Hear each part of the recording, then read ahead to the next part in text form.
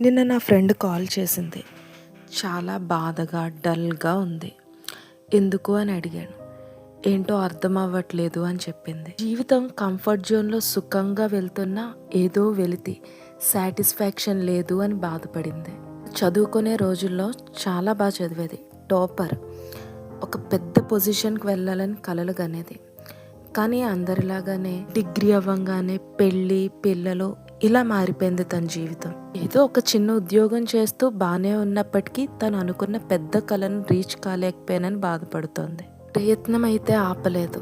ఫ్యామిలీని చూసుకుంటూ, జాబ్ చేసుకుంటూ, పిల్లల్ని చూసుకుంటూ తన ప్రయత్నం తను చేస్తూనే ఉంది. కానీ తను కోరుకున్న పొజిషన్లోకి ఇంకా వెళ్ళలేదన్న కసి తనలో చాలా బాధను నింపింది.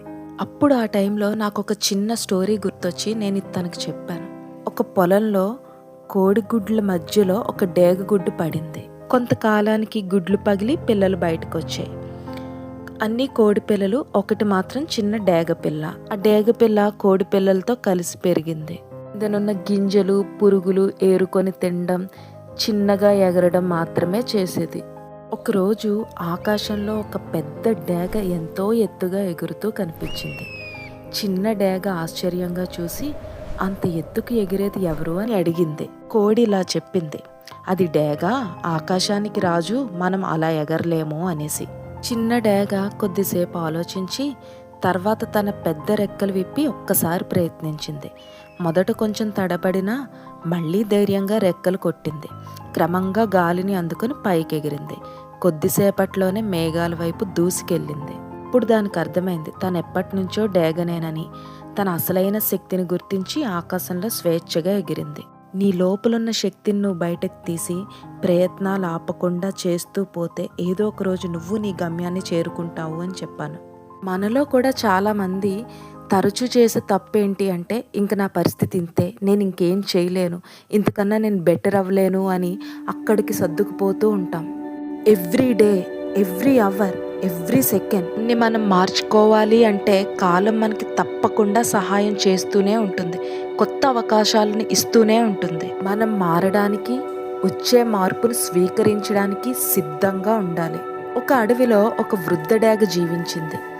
ఎన్నో సంవత్సరాలు ఆకాశంలో ఎగిరి వేటాడిన తర్వాత దాని ముక్కు వంగిపోయింది. గోర్లు బలహీనమయ్యాయి, రెక్కలు కూడా బరువుగా మారాయి. దీంతో అది సరిగ్గా ఎగరలేక ఆహారం కూడా సంపాదించుకోలేకపోయింది.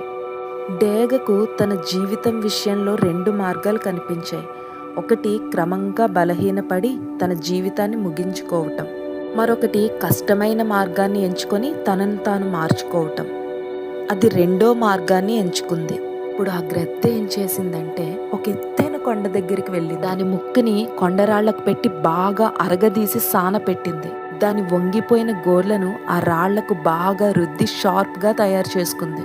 గ్రద్ద బరువు పెంచిన ఈకలను తీసి పడేసింది. దానికి ఎంత అవసరమో అంతే ఉంచుకుంది. అలా ఒక 6 నెలలు కఠినమైన సాధన చేసి మళ్ళీ బలంగా తయారైంది.